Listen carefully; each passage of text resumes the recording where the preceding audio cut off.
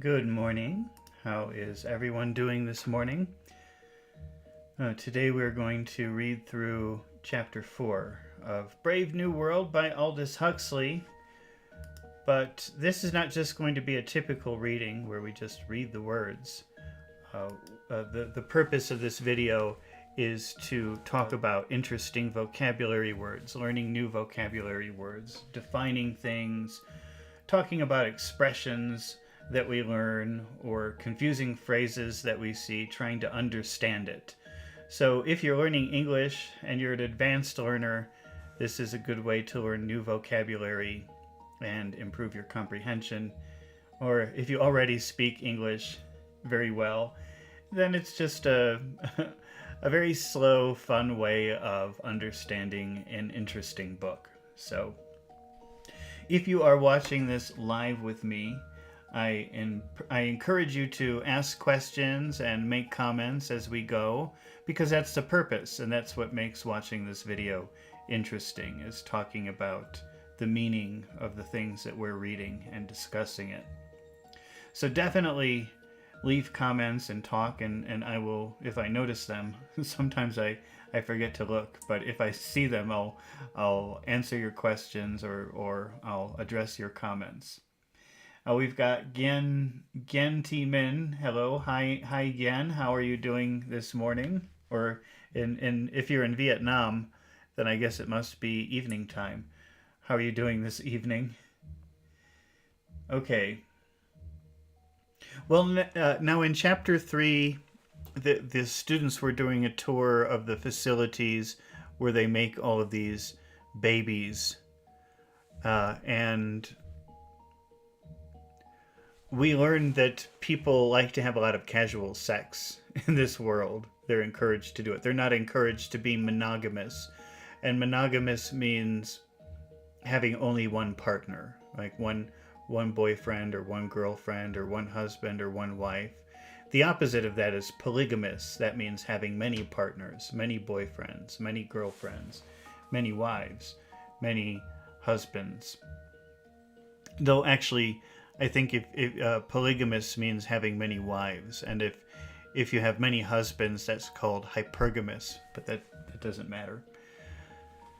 The way that it's being used here, if you're talking about monogamous, meaning having one partner, then I think people would say probably, well, I don't know. Let's just say monogamous means one partner. Okay. Well, so let's start reading chapter 4 and see what happens. The lift was crowded with men from the Alpha changing rooms, and Lenina's entry was greeted by many friendly nods and smiles. So nodding is this. So as Lenina, who must be very pretty, is walking past these men, they're all smiling and nodding. They're happy to see her. She was a popular girl, and at one time or another had spent a night with almost all of them. They were dear boys, she thought, as she returned their salutations. Salutations is a way of saying hello or greeting. So if she returned their salutations, they said hello, and then she said hello back. That's returning salutations. Charming boys. Still, she did wish that George Edsel's ears weren't quite so big. Perhaps he'd been given just a spot too much parathyroid at meter 328. And looking at Benito Hoover, she couldn't help remembering that he was really too hairy when he took his clothes off. Turning with eyes a little saddened by the recollection of Benito's curly blackness, she saw in a corner of the small thin body a melancholy face, the melancholy face of Bernard Marx. Melancholy is a word for sadness. So Bernard Marx, who works in the psychology department of the Institute, and people are afraid of him. They don't like being around him. They don't like him. But she likes him. She's kind of interested in him. She wants to have some kind of relationship with him, I guess. But if you look melancholy, that means you look sad. You look unhappy. Bernard, she stepped up to him. I was looking for you. Her voice rang clear above the hum of the mounting lift. Remember, hum is but you can use hum to talk about the sound a machine makes. So as the elevator is going up, you can hear the motor. Her voice rang clear above the hum of the mounting lift. Mounting means, I think, going up here, and lift is elevator. Mounting really means get on, but I think here mounting means go up. The others looked round curiously. I wanted to talk to you about our New Mexico plan.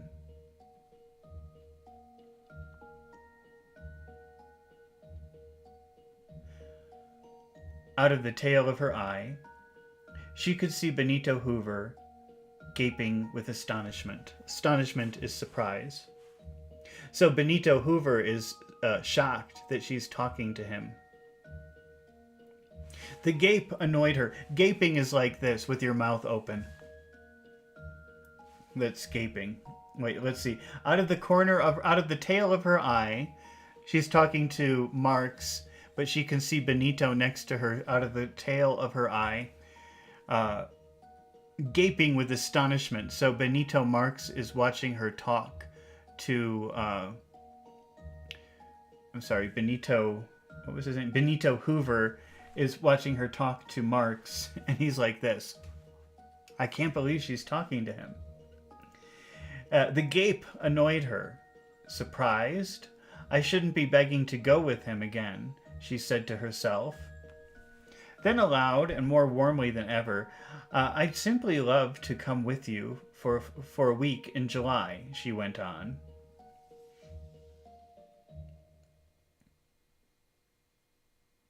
Anyhow, she was publicly proving her unfaithfulness to Henry. Oh, so remember that she's very fond of a man named I forget his name, Henry something. I can't remember his name now. And her friend was making fun of her, saying, "Oh, you only have one boyfriend? That's not good. You should have many, many boy partners all the time."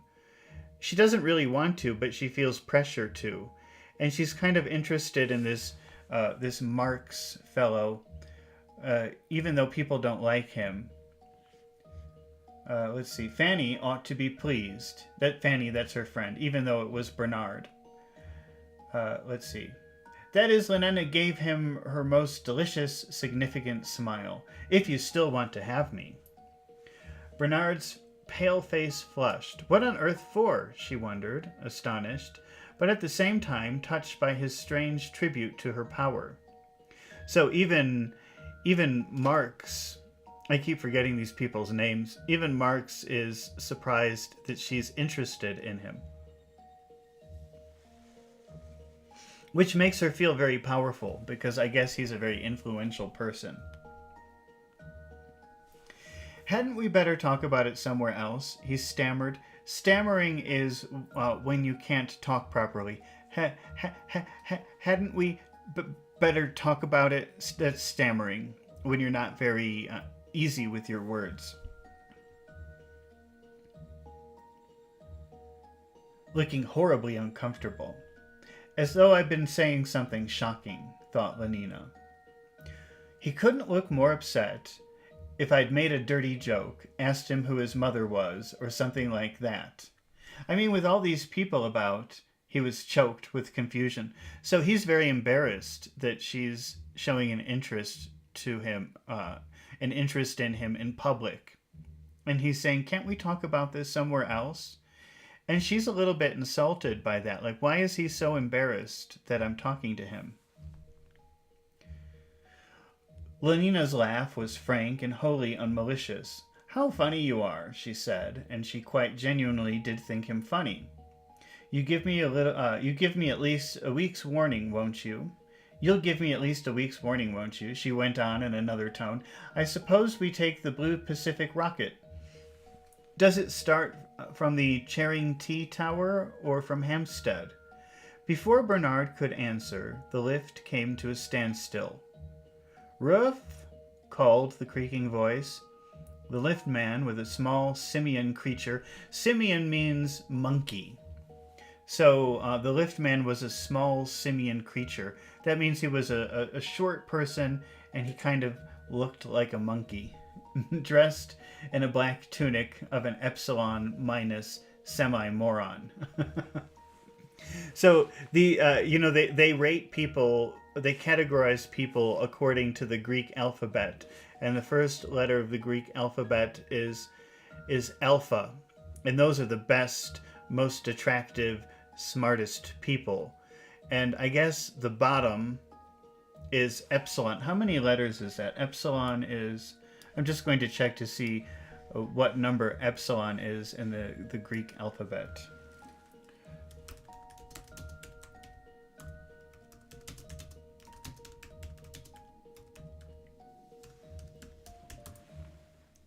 It's the fifth letter. So there seem to be 5 levels of categories of people. Alpha is the top, and it seems like so far epsilon has been the lowest level, which is letter number 5 in the Greek alphabet.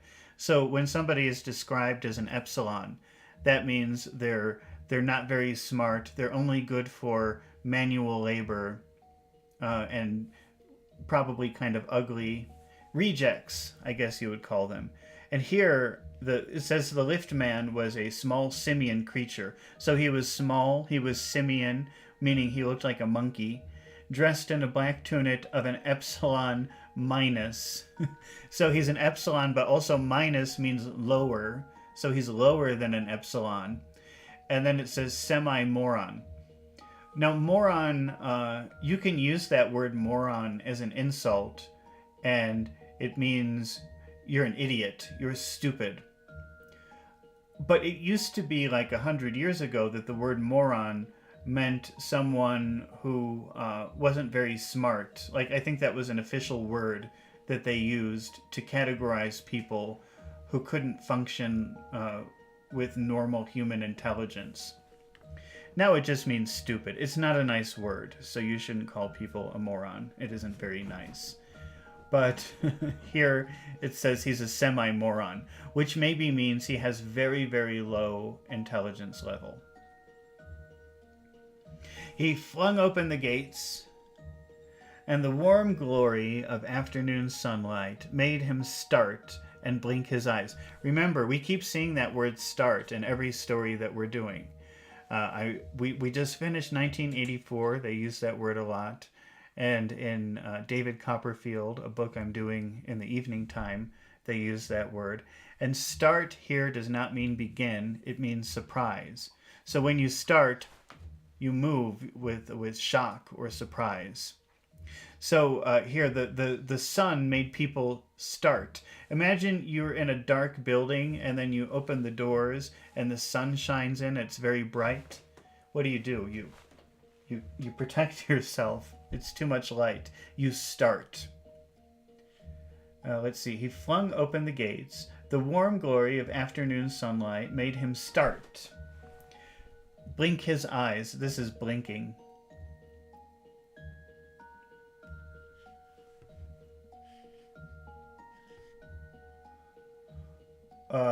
Gen says lust, teach, lost. I don't know. Is that directed towards me? I'm not sure.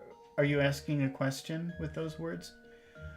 Let's see. He flung open the gates. The warm glory of afternoon sunlight made him start and blink his eyes. Oh, Roof, he repeated in a voice of rapture. He was as though suddenly and joyfully awakened from a dark, annihilating stupor. Roof. He smiled up with a kind of doggedly expectant adoration into the faces of his passengers. Talking and laughing together, they stepped into the light. The liftman looked after them. Roof, he said once more questioningly. The bell rang, and from the ceiling of the lift a loudspeaker began, very softly yet very imperiously, to issue commands. "Go down," it said. "Go down. Floor 18. Go down. Go down. Floor 18. Go down. Go." The liftman slammed the gates, touched a button, and instantly dropped back into the droning twilight of the well, the twilight of his own habitual stupor.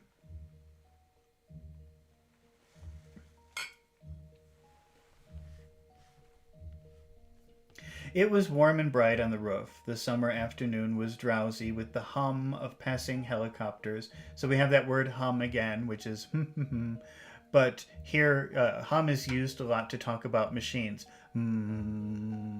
But now they're talking about the hum of helicopters. So you can imagine the sound of helicopters. And the deeper drone of the rocket planes hastening, invisible through the bright sky.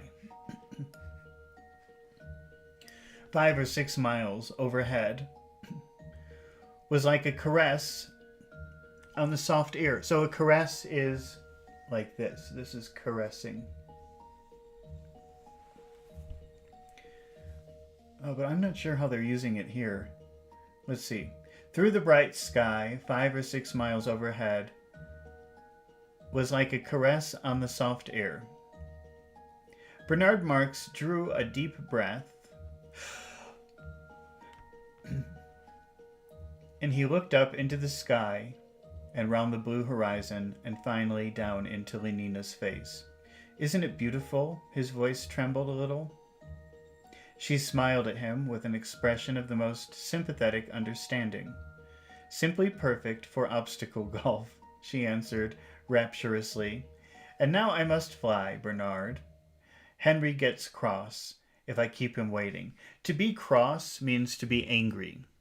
So Henry gets angry if I keep him waiting. Let me know in good time about the date." And waving her hand, she ran away across the wide, flat roof towards the hangars. A hangar is the place where airplanes are kept when they're not in operation. So it's like a garage or a storage area for an airplane. Bernard stood watching the retreating twinkle of the white stockings, the sunburnt knees vivaciously bending and unbending again and again, and the softer rolling of those well-fitted corduroy shorts beneath the bottle green jacket. His face was an expression of pain. "I should say that she was pretty," said a loud and cheery voice just behind him. Bernard started and looked around, and the chubby red face of Benito Hoover was beaming down at him, beaming with manifest cordiality. Cordiality is like friendliness, politeness. Benito was notoriously good-natured. People said of him that he could have got through life without ever touching soma. So soma is this drug that everybody takes to feel, I guess, comfortable. I get kind of the way that I think everybody these days takes antidepressants.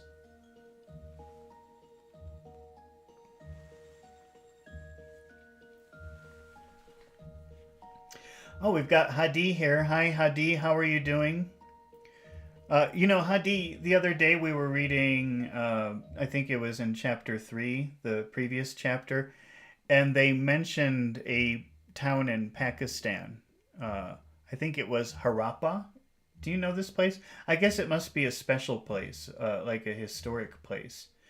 And I was hoping that you were here to answer our question, but you weren't. I think it was Harappa or something like that. I don't know. Maybe you know. Maybe that sounds familiar.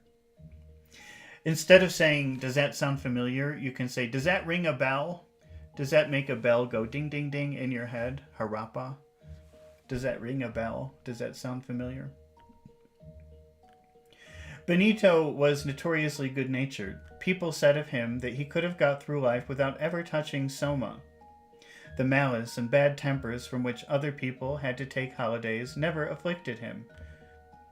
Reality for Benito was always sunny. Pneumatic, too, and how. You know, they keep using this word pneumatic, which to me, pneumatic means something about a wheel. But I'm not sure how they're using it here, and I just want to see if maybe there's another meaning. I tried ignoring it, but I think I can't ignore it anymore. Pneumatic, containing or operated by air or gas under pressure. Wow, I was completely wrong. I thought pneumatic had something to do with wheels. An item of pneumatic equipment. So, pneumatic, too, and how. Then, in another tone... Oh, Hadi is saying, what about Harappa? In the previous chapter, they mentioned a place called Harappa. And I said, oh, what is Harappa? And then I looked on Google, and it said that it was a village in Pakistan. But it must be something important, because it was on a list of important places. You know, they were mentioning the pyramids of Egypt and what else? I can't remember the other things, but special places in the world. And Harappa was on that list. But I was just wondering, is that a special place?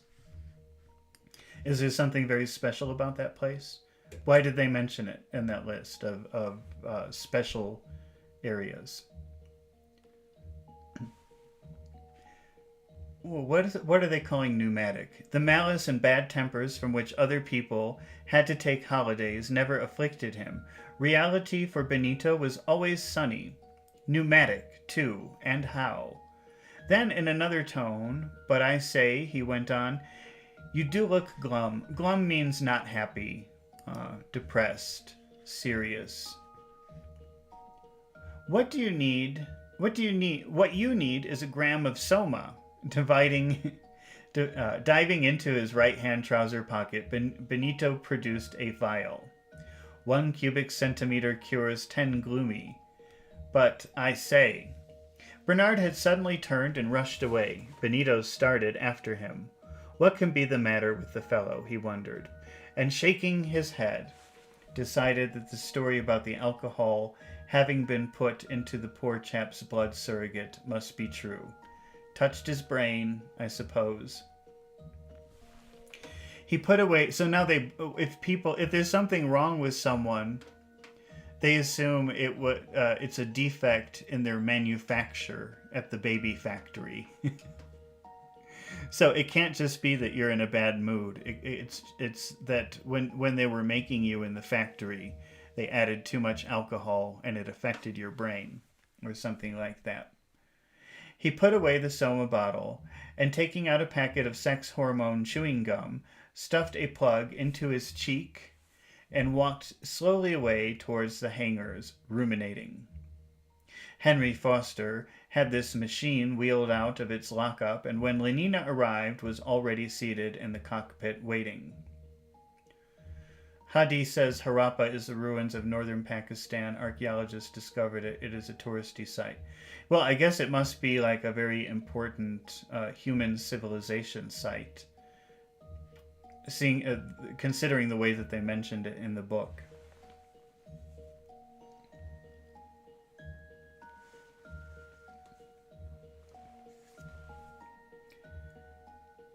Henry Foster had his machine wheeled out of his lockup.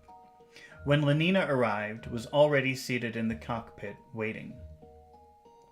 4 minutes late, was all his comment, as she climbed in beside him. He started the engines. See, now start means begin. He started the engines and threw the helicopter's screws into gear. The machine shot vertically up. If something goes vertically up, it means it goes straight up. This is vertical and this is horizontal. The machine shot vertically into the air, so the helicopter went straight up. Henry accelerated. The humming of the propeller shrilled from hornet to wasp, and from wasp to mosquito. So we better take a look at these insects being mentioned. So here's a hornet. Now remember, hum is but you can use hum to talk about the sound of a machine. And so the hum of the helicopter went from hornet I've never, that's very big and scary. That's a hornet. I don't think I've ever experienced a hornet, but they must be pretty loud. Because it says that the hum of the helicopter went from hornet to wasp. Let's do a wasp. So a wasp is a little bit smaller. To a mosquito. You probably know mosquito, but we'll just see. So it was going from very loud to quieter, the hum of the helicopter.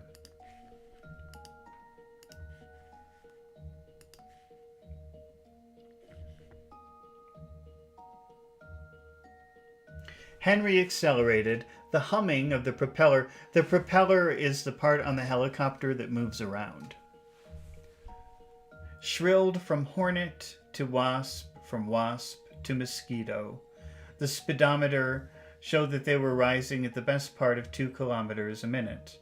London diminished beneath them. The huge table-topped buildings were no more in a few seconds.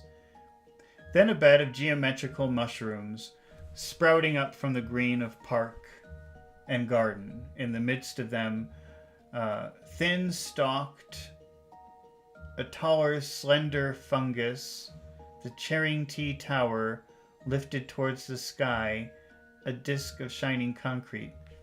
Wow, the way he writes is really weird for me.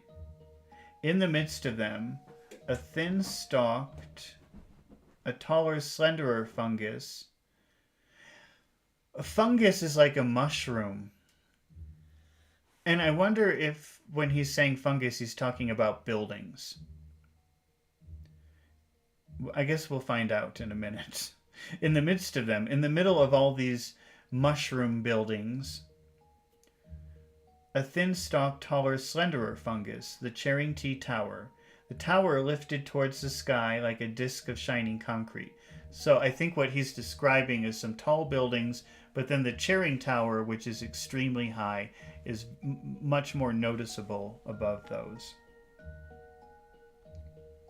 Like the vague torsos of fabulous athletes, huge fleshy clouds lulled on the blue air above their heads. Out of one of them suddenly dropped a small scarlet insect, buzzing as it fell. So we've seen several different words for the color red. We've talked about crimson, which is the color of blood. And then in this book, they keep mentioning scarlet, which I think is a similar shade of red. And actually, I wonder if scarlet and crimson could be the same color, because this is what scarlet looks like. This is scarlet red.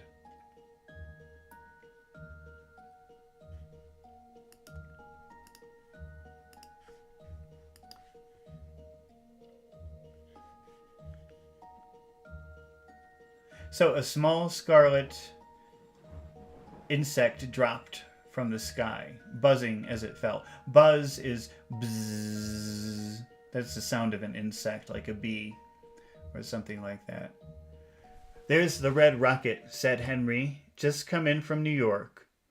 Looking at his watch, 7 minutes behind time, he added, and shook his head. These Atlantic services, they're really scandalously unpunctual. To be punctual means to be on time. So if something is unpunctual, that means it is not on time.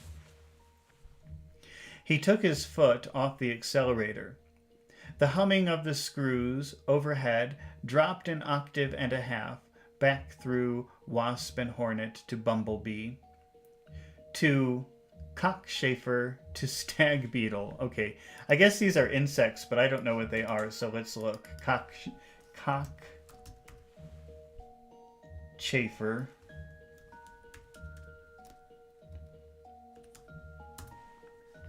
Yeah. This is a cockchafer. I've never seen one of these. I've never heard of it. But it's an insect. And then the other insect was, what was it? Stag beetle. And so let's take a look. Stag means horse. So this must be a beetle. A beetle is a type of insect that likes horses. This is a stag beetle. That's an ugly insect. Okay.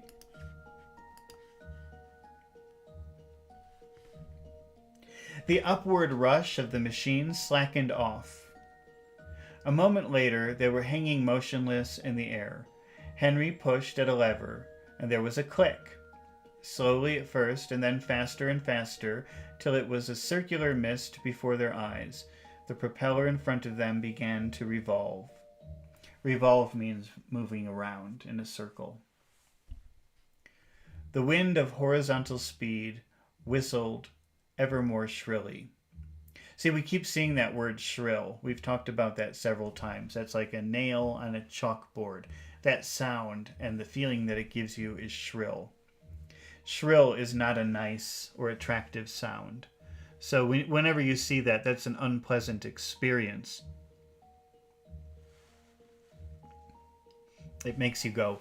It makes you start.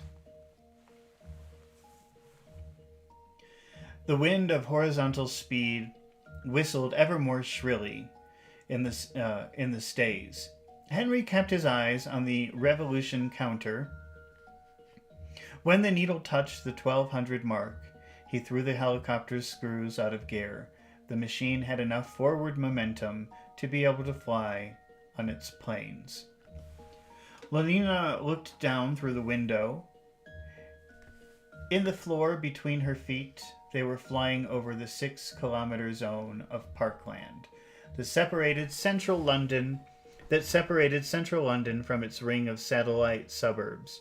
The first green was Maggoty, with foreshortened life. A maggot is... This is a maggot. These are maggots.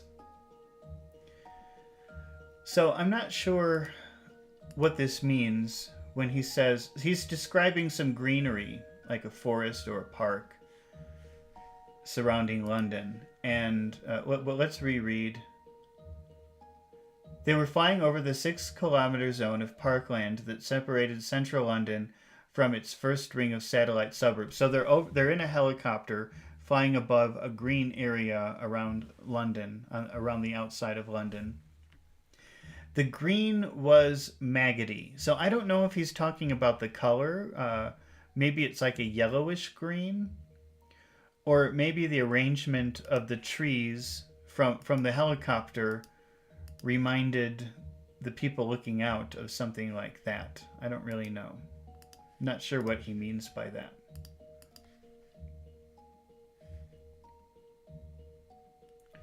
With foreshortened life, forests of centrifugal bumble puppy towers. What's a bumble puppy?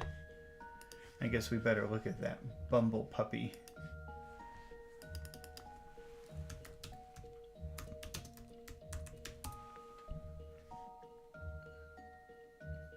Okay, it's some kind of game. Here's a picture of people playing Bumble Puppy. That's a funny name for a game.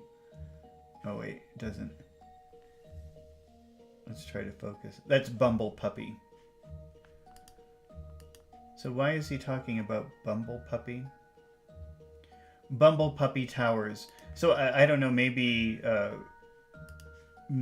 you can see areas where they're playing this game, or where they normally play that game. Gleamed between the trees. Near Shepherd's Bush, 2,000 beta-minus mixed doubles were playing Ryman surface tennis. Okay, so remember, this is a society with at least, so far as we know, at least 5 levels. Alpha is the top. They're named after the Greek alphabet. So alpha are the most attractive, smartest people. But below that, the second level is beta. That's the second letter in the Greek alphabet. And so they're still pretty good. Very privileged sort of people. They're still on the top of society, but they're a little bit less than the alpha. Beta minus mixed doubles were playing Ryman surface tennis, a double row of escalator fives. Courts lined the main road from Notting Hill to Willesden. In the Ealing Stadium, a Delta gymnastic. So Delta, Alpha, Beta. I guess is Delta the third letter in the Greek alphabet? Wait, let's see. What are the names of the letters of the Greek alphabet? I think Delta is the third. Alpha, Beta, Gamma, Delta. Oh, Delta is the fourth. So it goes Alpha, Beta, Gamma is number 3. Delta is number 4. So that's pretty low. That's almost the lowest so far as we know. In the Ealing Stadium, a Delta gymnastic display and a community sing was in progress. So a group of Deltas, very low people, were having games in this stadium. What a hideous color khaki is, remarked Lenina, voicing the hypnopedic prejudices of her caste. The buildings of the Hounslow Feely's studio covered 7.5 acres. Near them, a black and khaki army of laborers was busy revitrifying the surface of the Great West Road. One of the huge traveling crucibles was being tapped as they flew over. The molten stone poured out in a stream of dazzling incandescence across the road. The asbestos rollers came and went, and the tail of an insulated watering cart and steam rose in the white clouds. At Brentford, the television corporation's factory was like a small town. They must be changing the shift, said Lenina. Like aphids and ants. I guess that's some kind of insect, aphid. Let's see. I don't even know if I'm saying that right. Aphid. Maybe it's aphides. Aphids. Aphis. Aphis. I think it's aphids. But let's see. Let's see what they look like. We know what ants are. But I've never heard of these. I don't think I've ever seen or encountered any of these. These are aphids. If I'm saying, I don't even know if I'm saying that the right way. Okay. So remember, they're up in a helicopter looking down at what's happening on the ground. That's why they're describing these people like insects, like ants. They must be changing shift, said Lenina, like aphids and ants. The leaf green gamma girls, the black semi-morons, swarmed around the entrance. Okay, every time we encounter the word swarm, I make you watch my video about swarm, because I like my video about swarm. So since we're here, we're going to see that word. I'm going to make you watch my swarm video. Let's see. Here we go.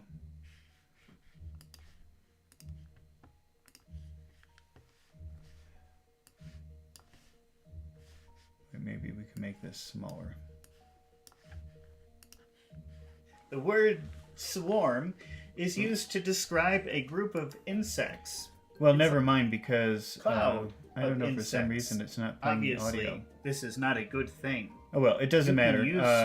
You can see, though, the insects flying in a negative way. That's a swarm of insects. And when you talk about people swarming, a verb. Obviously that's not a good thing if you have a lot of insects. Here is a situation. Like a cloud of bees or mosquitoes. That's a swarm of mosquitoes. So when you talk about people swarming, that's like a large group of people coming in your way or surrounding you. And it's not a very nice feeling. It's a very negative thing to talk about large say a groups swarm of people in a negative way. I wonder why my audio isn't working. A swarm of people. Weird. Okay, well, I'll have to look at that later.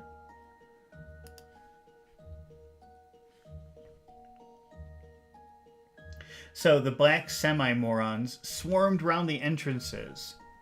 or stood in queues to take their places in the monorail tram cars.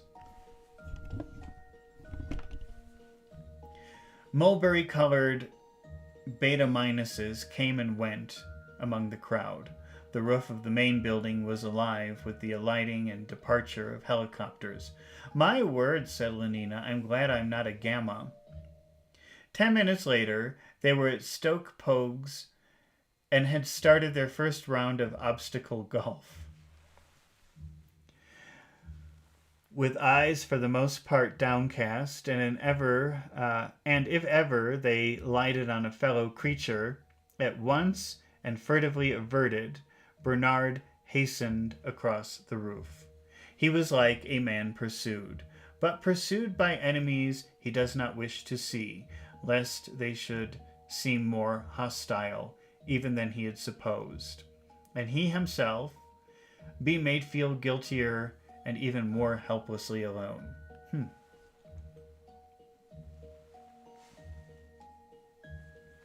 That horrible Benito Hoover, and yet the man had meant well enough, which only made it, in a way, much worse.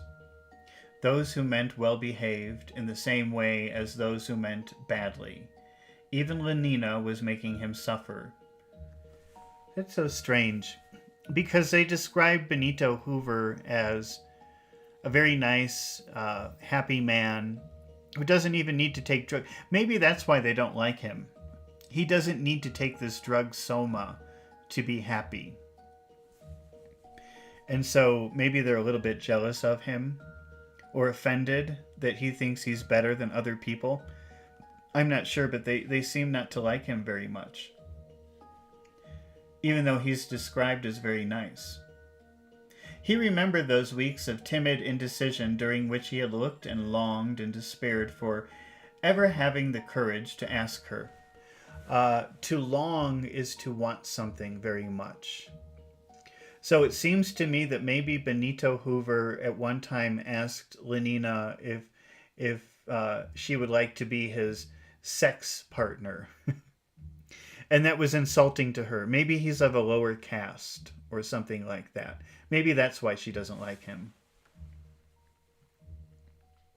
He remembered those weeks of timid indecision during which he had looked and longed. Longed means, oh, I want it so much. And despaired. Despaired means feeling very, very sad and very hopeless, for ever having the courage to ask her. Dared he face the risk of being humiliated by a contemptuous refusal?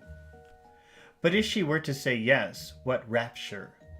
Well now, she had said it, and he was still wretched.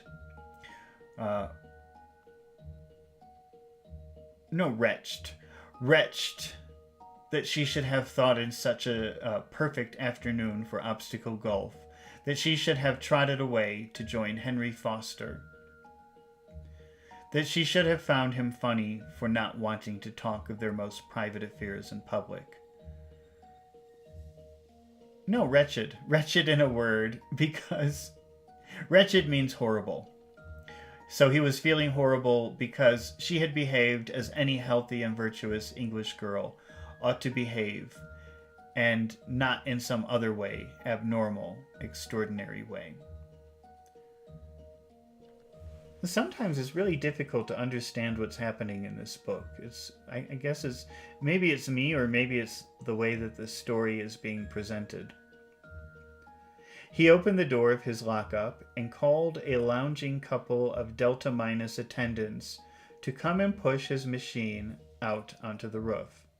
The hangars were staffed by a single Bokanovsky group, and the men were twins, identically small, black, and hideous. Hideous means horrible and ugly and disgusting.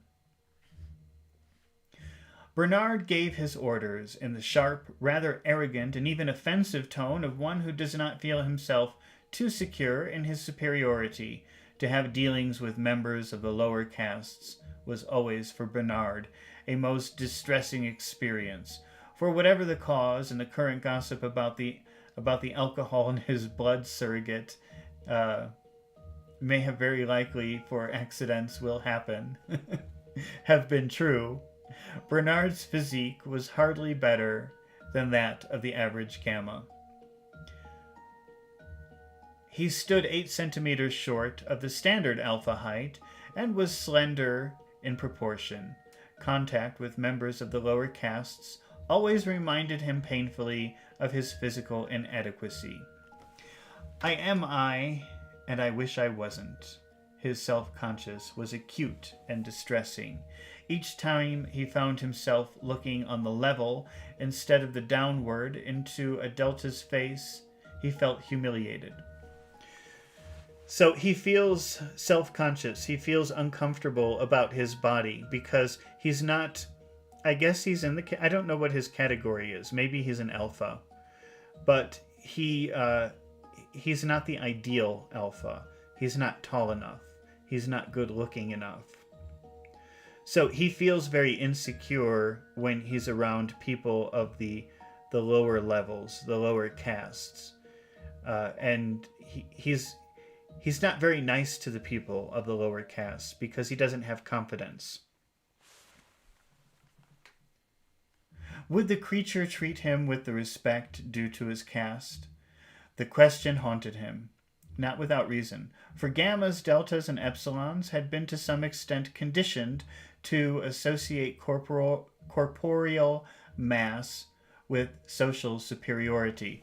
So the lower castes look at the higher castes, and the way that they judge them is the more beautiful they are, the bigger they are, the stronger they are, the more superior they are. So when they look at, who are we talking about? Is it Bernard, I think? Or Benito? Oh gosh, it's confusing. When they see him, they don't think he's as superior as the other ones because he's not as attractive or as big or as tall as the higher castes. Indeed, a faint hypnopedic prejudice in favor of size was universal.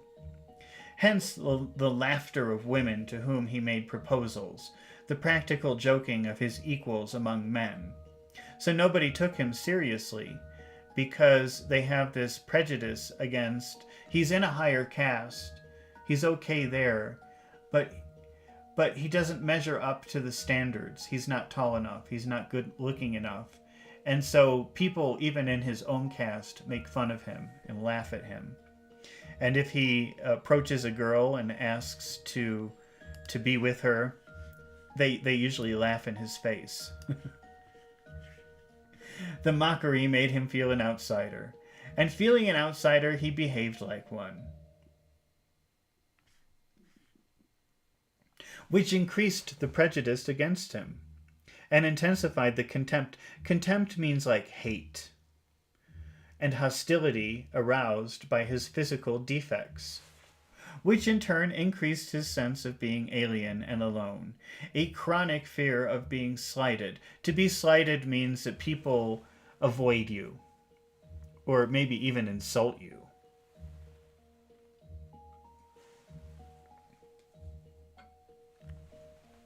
So a chronic fear of being slighted, like rejected and insulted, made him avoid his equals, made him stand where his inferiors were concerned, self-consciously on his dignity. How bitterly he envied men like Henry Foster and Benito Hoover. Men who never had to shout at an epsilon to get an order obeyed. Men who took their position for granted. Men who moved through the caste system as a fish through the water. So utterly at home as to be unaware either of themselves or of the beneficent and comfortable element in which they had their being. Slackly, it seemed to him, with reluctance, the twin attendants wheeled his plane out to the roof. So he ordered these lower caste people to bring his plane out to the roof so that he could leave. But in his mind, he's thinking, oh, they're doing it slowly, and they're doing it in a not very careful manner because they don't respect me. That's what's happening here. "Hurry up," said Bernard irritably. One of them glanced at him. Was that a kind of bestial derision that he detected in those blank gray eyes? "Hurry up," he shouted more loudly, and there was an ugly rasp in his voice. If you have a raspy voice, that's like a deep voice. Maybe you've been talking too much, like me, or maybe you've been sick, and suddenly you're talking like this. This is a raspy voice. So here it says that there was an ugly rasp in his voice. Hurry up. So a little bit deeper, a little more vibration in his order. Hurry up. He climbed into the plane and a minute later was flying southwards towards the river. The various Bureau of Propaganda and College of Emotional Engineering were housed in a single 6-story building in Fleet Street. In the basement and on the lower floors were the presses and offices of 3 great London newspapers, the Hourly Radio, an uppercast sheet, the pale green Gamma Gazette, and on khaki paper, and in the words exclusively of one syllable, the Delta Mirror. Then came the Bureau of Propaganda, by television, by feeling picture, and by synthetic voice and music respectively. 22 floors of them. Above were the research laboratories and the padded rooms in which the South Track writers and synthetic composers did their delicate work. It's funny because in 1984, but also it seems in this book, they run programs like they didn't have. I think they didn't have the language for it back when they wrote the stories, but it seems like they're imagining computer programs making very generic, boring music, and then giving it to everybody to consume, and people consume it. And I don't know what you think, but to me, that's what's happening these days. People don't make music anymore. They just run computer programs and then call it music. And a surprising number of people enjoy it. I don't know. I don't understand it. But when they say synthetic composers, composer means like to create something. So composing usually is talking about music. So a composer is a music writer. And synthetic means artificial. So a synthetic composer would be an artificial music writer, or in other words, like a music making computer program. But composing could also be like writing a story. So it's not clear if they're talking about music here. Synthetic composers did their delicate work. The top 18 floors were occupied by the College of Emotional Engineering. Bernard landed on the roof of Propaganda House and stepped out. "Ring down to Mr. Helmholtz Watson," he ordered the Gamma Plus porter, "and tell him that Mr. Bernard Marx is waiting for him on the roof." He sat down and lit a cigarette. Helmholtz Watson was writing when the message came down. Hadi is saying uncanny, eerie, but did they use those words? I didn't see either of those words written here. What are you referring to? Did we read those words and I just don't remember it? Or are you referring to something else? But yes, uncanny and eerie are similar words. But what are you describing?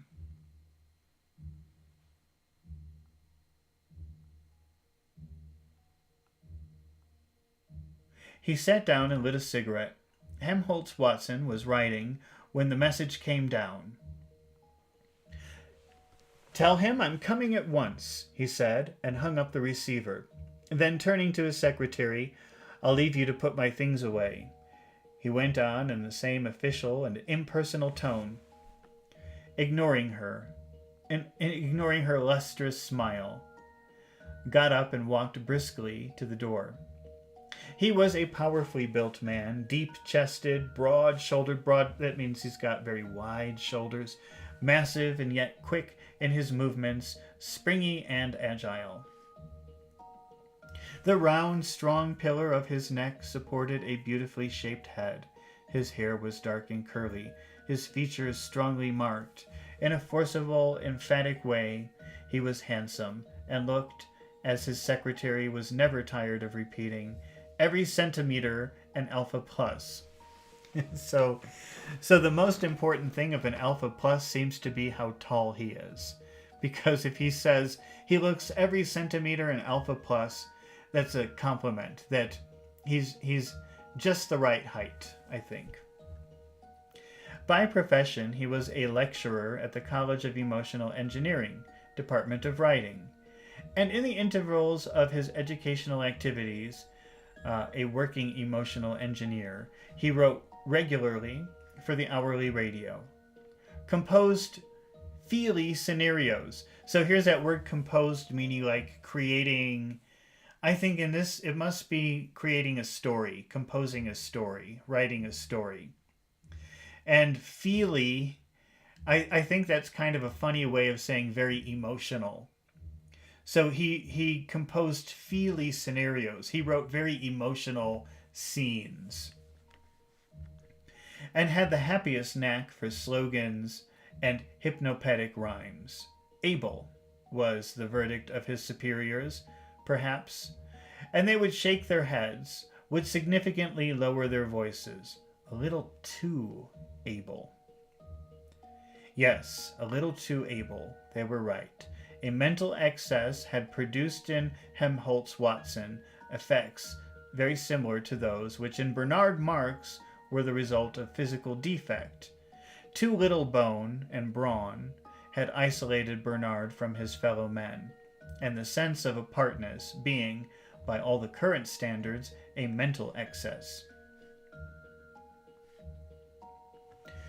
became in its turn a cause of wider separation, that which had made Helmholtz so uncomfortably aware of being himself and all alone was too much ability.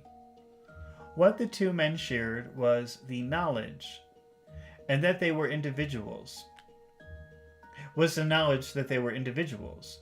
But whereas the physically defective Bernard had suffered all his life from consciousness of being separate, it was only quite recently that, grown aware of his mental excess, Helmholtz-Watson had also become aware of his difference from the people who surrounded him. So most of the people in this society don't have very much self-awareness in the sense of being separate from their caste.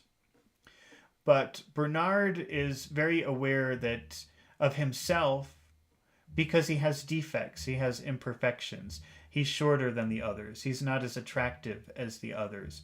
So it's given him an identity, whereas most of the people in the group don't have that kind of individual identity. And Helmholtz is the same. He's so good, he's so smart and so attractive that he's unusually aware of himself compared to everybody else in the society. So Bernard and Helmholtz are having a similar experience. They're aware of themselves in a very special way, but for a different reason. Helmholtz because he's perfect, and Bernard because he's imperfect.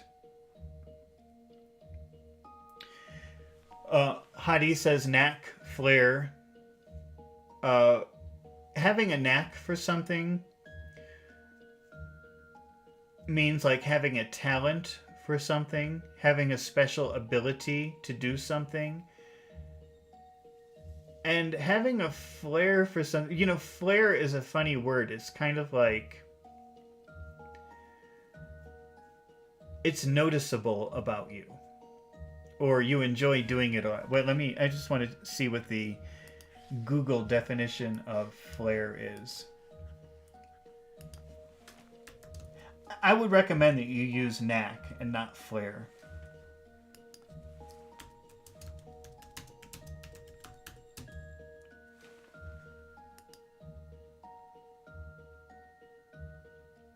You have a natural ability to do it well. A friend who has a flair for languages. There's just something very feminine about that phrase. I don't know why I think that. I'm not sure why I think that, but it sounds like a very feminine phrase to have a flair for something. I think it's better to probably use to have a knack for something.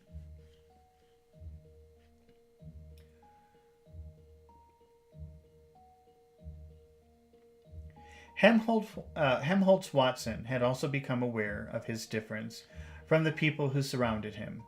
This escalator squash champion, this indefatigable lover, it was said that he had 640 different girls in under 4 years.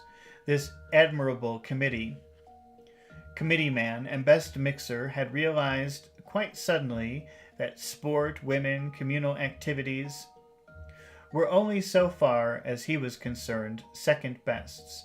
Really, at the bottom, he was interested in something else. But in what? In what? That was the problem. Which Bernard had come to discuss with him, or rather, since it was always Helmholtz who did all the talking, to listen to his friend discussing yet once more.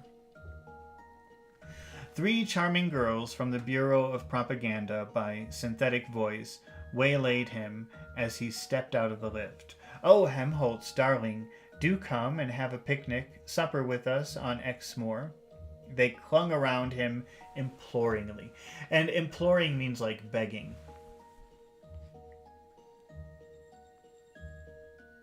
He shook his head, pushed his way through them. "No, no. We're not inviting any other man." But Helmholtz remained unshaken even by this delightful promise. "No," he repeated, "I'm busy," and he held resolutely to on his course. The girls trailed after him. It was not till he had actually climbed into Bernard's plane and slammed the door that they gave up pursuit, not without reproaches. "These women," he said, as the machine rose into the air. "These women!" And he shook his head. He frowned. "Too awful." Bernard hypocritically agreed, wishing as he spoke the words that he could have had as many girls as Helmholtz did. And with a little trouble, he was seized with a sudden urgent need to boast. "I'm taking Lenina Crown to New Mexico with me," he said, in a tone as casual as he could make it. "Are you?" said Helmholtz, with a total absence of interest. Oh, so he said it like this. "Are you? Are you? Oh, are you?" Then after a little pause, "This week, last week or 2, he went on, "I've been cutting all of my committees and all of my girls. You can't imagine what a hullabaloo they've been making about it at the college. A hullabaloo is like a big deal, a lot of excitement. Still, it's been worth it, I think, the effects." He hesitated. "Well, they're odd. They're very odd. A physical shortcoming." Well, I want to make a video about hullabaloo. That's a funny word. Where's my...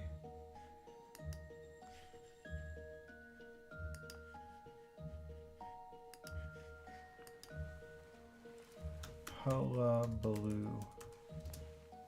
Whoops.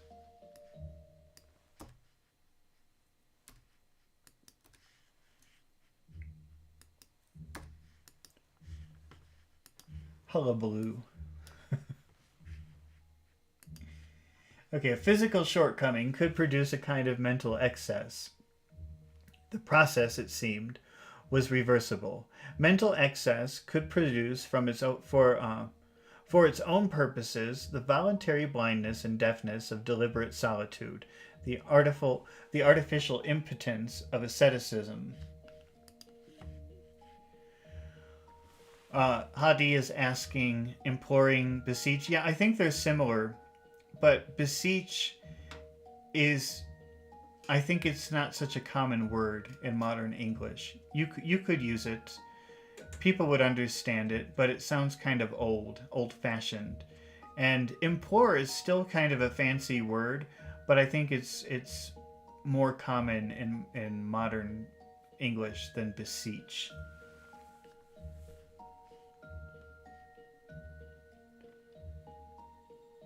The rest of the short flight was accomplished in silence. When they had arrived and were comfortably stretched out on the pneumatic sofas in Bernard's room, Helmholtz began again, speaking very slowly.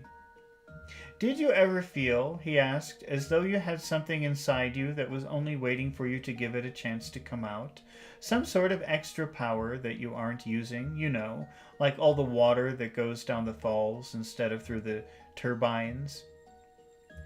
He looked at Bernard questioningly. "You mean all the emotions one might be feeling if things were different?" Helmholtz shook his head. "Not quite. I'm thinking of a queer feeling. Queer means strange. I sometimes get a feeling that I've got something important to say and the power to say it, only I don't know what it is, and I can't make any use of the power. If there was some different way of writing, or else something else to write about."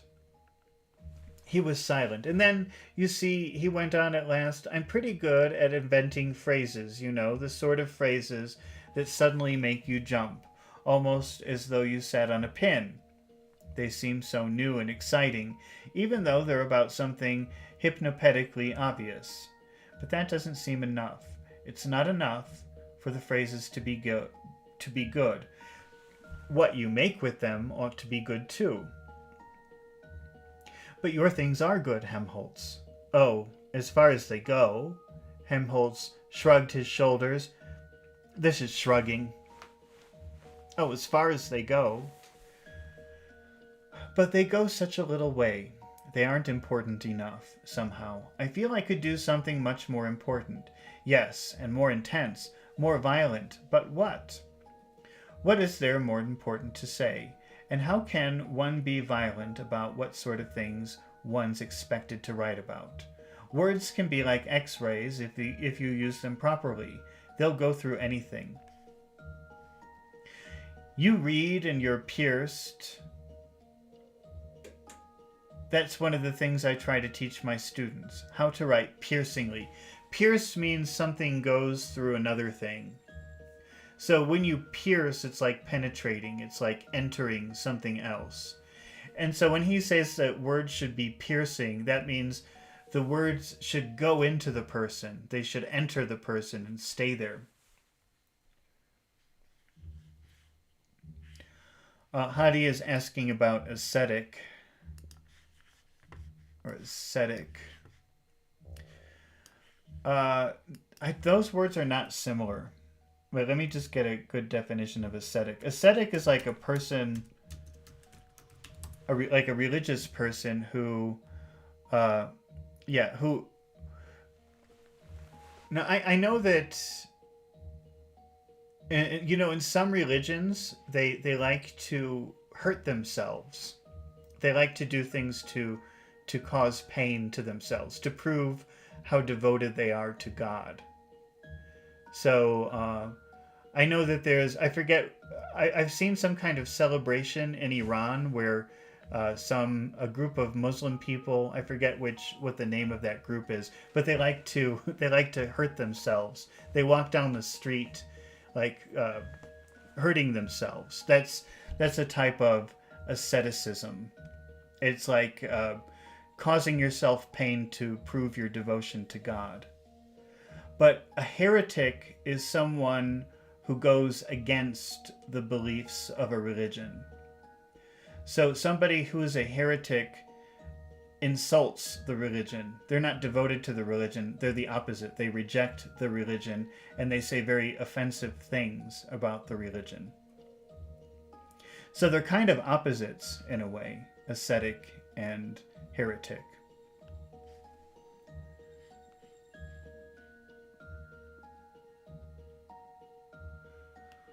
All right, so Helmholtz is saying that words should be piercing.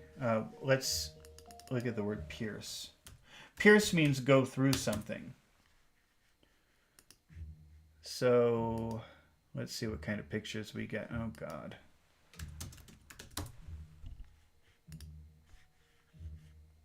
Let's see. Let's take a look at this picture here.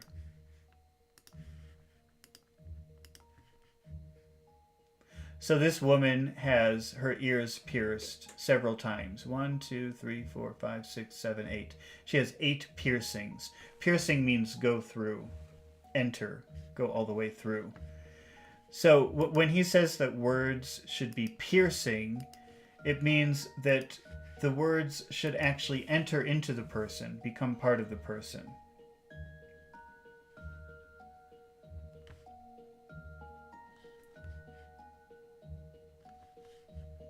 I teach to my students how to write piercingly. So I teach my students how to write and say words that enter into people. But what on earth's the good of being pierced by an article about a community sing or the latest improvements in scent organs? Besides, can you make words really piercing, like the very hardest X-ray, when you're writing about that sort of thing? Can you say something about nothing? That's what it finally boils down to. I try and I try.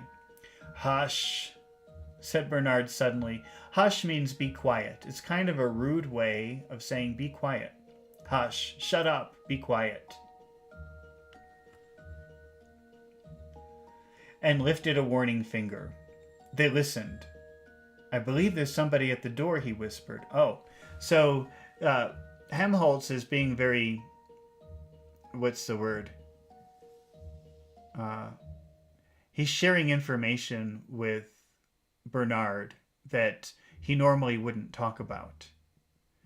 And as he's talking about these sensitive topics, Bernard says, "Hush, shh, there's someone at the door. There's someone listening."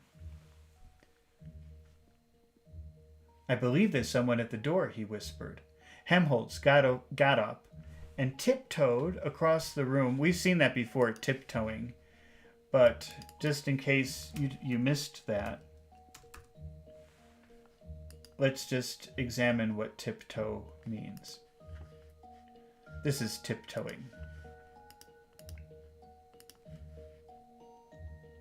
So he's walking on his tiptoes. He's tippy-toeing.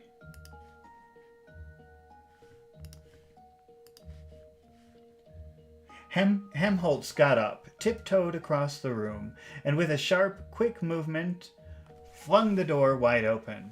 There was, of course, nobody there. "I'm sorry," said Bernard, feeling and looking uncomfortably foolish. "I suppose I've got things on my nerves a bit. When people are suspicious with you, you start being suspicious with them." He passed his hand across his eyes and sighed. His voice became plaintive. He was justifying himself. "If you knew what I had to put up with recently," he said, almost tearfully. And the uprush of his self-pity was like a fountain suddenly released. If you only knew. Helmholtz Watson listened with a certain sense of discomfort. Poor little Bernard, he said to himself. But at the time, he felt rather ashamed for his friend. He wished Bernard would show a little more pride. All right, well, that was the end of Chapter 4 of Brave New World by Aldous Huxley. So next time we will be reading Chapter 5. Thank you, everybody who stayed here and listened and wrote comments and asked questions. I always really appreciate it when you do that. And I hope that you come back and do Chapter 5 with me, which I don't know if I can do it tomorrow morning. Maybe on Thursday morning we can read that. All right. Well, until then, I'll see you next time. Goodbye.